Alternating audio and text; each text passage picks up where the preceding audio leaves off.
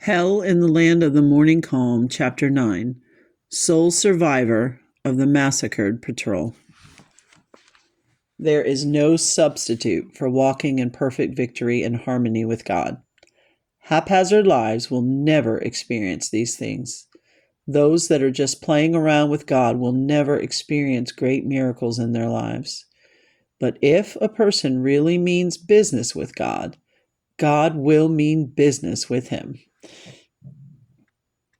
If God can depend on him, he can depend on God. God is waiting for men and women to give themselves over so he can use them and do miracles through them. I had taken out a patrol to contact the outfit on our right flank. My company at this particular time was stationed on a high mountain. They had me take a much larger patrol than usual, 22 men. I didn't understand why they wanted me to take so many men on a contact patrol, but you don't question your superiors. You just do what they say. The mountain we were on was very steep. It wasn't too bad going down, but trying to climb back up was quite a task.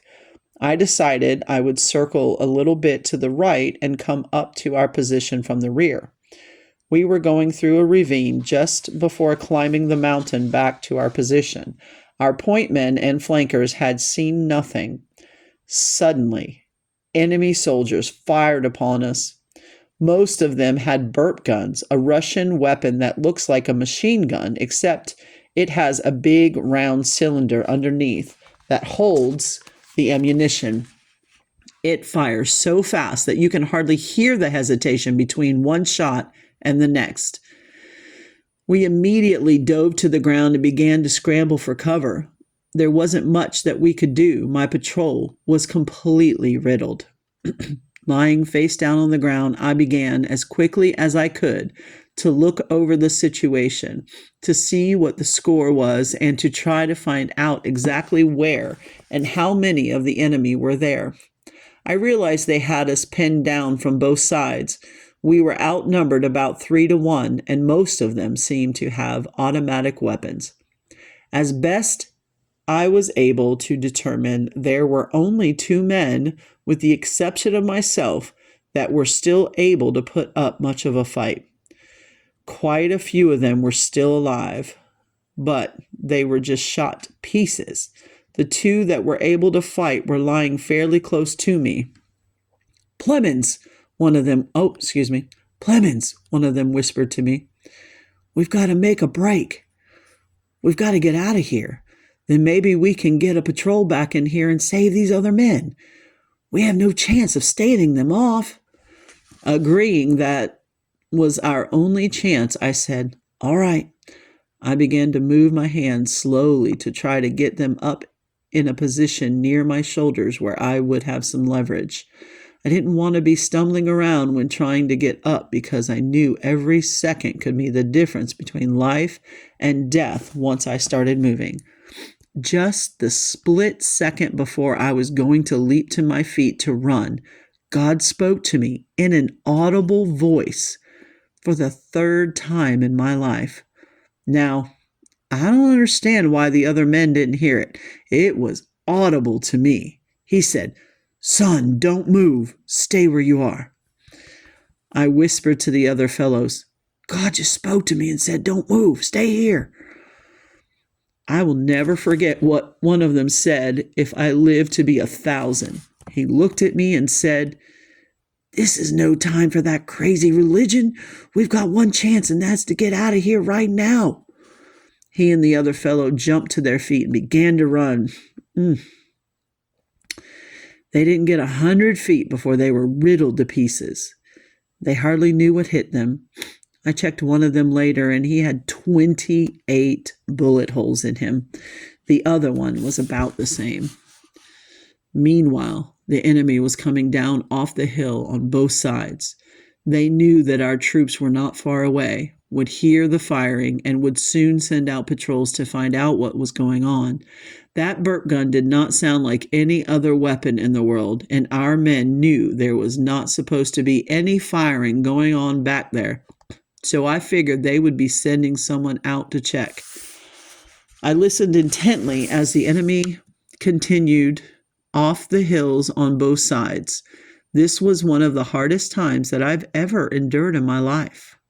I felt as though I lived 1,000 years in those few minutes. I could hear the moans and groans of my men. In my heart, I knew what was going to happen. I began searching my heart and praying, "Oh, God, have I done my best? Have I been the witness to these men that I should have been? Have I done the very best I could to lead these men to you? Lord, if it's possible and if it's your will, point out to me the ones I can get to and say one more word." All of a sudden, I got the scare of my life. I tried to move and realized I could not move. I couldn't move my fingers. I couldn't even wiggle my toes. I was paralyzed from the top of my head to the bottom of my feet. I thought, I've been hit around my spine. Then it dawned on me that I had been moving before and that I wasn't hit. God was doing something. He had spoken to me and told me to stay. He was intervening. The first time since I had been on the battle lines, for the first time I had been on the battle lines, I was not afraid. Before, I was scared all the time. You may say, quote, "sounds as though you were a coward." I was no different from any of the rest of them. I wasn't a coward. It's normal to be afraid when you're being shot at. I know only 2 men that weren't afraid, and both of them cracked up in Korea. They weren't normal human beings. It was quite normal under those conditions to be afraid. If you were in a building and knew that there was someone somewhere outside waiting for you, that he was going to try to shoot you when you came out, you'd be afraid just as all of us were afraid. When all the fear left, I knew I was in God's hands. He was doing something special. The communist soldiers had absolutely no mercy. They moved from man to man. At one at a time, they took each man's identification tags and any valuables that he had, and then they ran a bayonet through his heart. Some of these men were already dead before they ever got to them. I knew they were dead, and so did they, but they bayoneted them anyway. Then one of them walked up to me. I was still lying face down on the ground. He kicked me in the side with his foot and turned me over. I remembered them jerking on my identification tags. I had taken the chain and had run it through a plastic tubing from blood plasma to keep it from turning my neck green. They didn't easily break that plastic.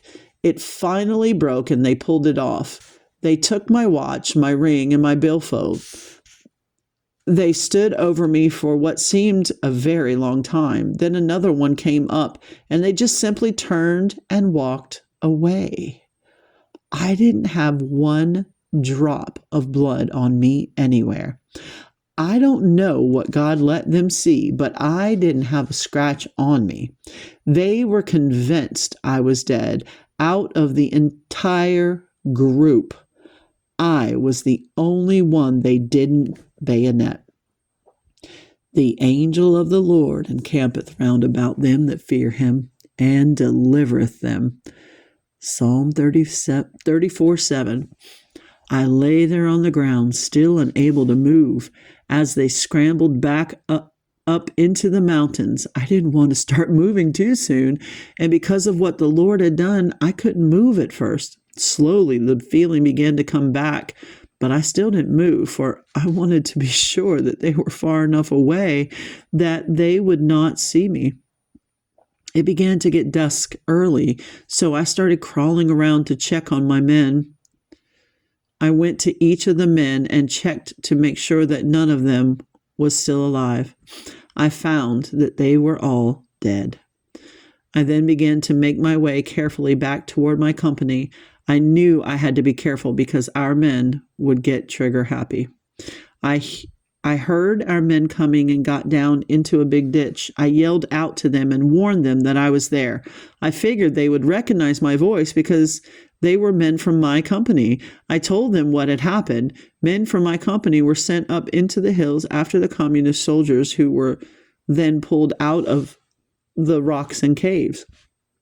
The weather was getting quite cold by now, and we had lots of snow. The enemy had designed another trick that several of our men were to pay for with their lives. They piled up neat stacks of wood cut for firewood and booby-trapped the stacks. When the men picked up the wood, it would explode. The thousands of refugees were the worst victims of the sub-zero weather. Many of them were caught on the roads with no shelter or means of keeping warm. Korea has very little wood. All their lumber is imported from other places.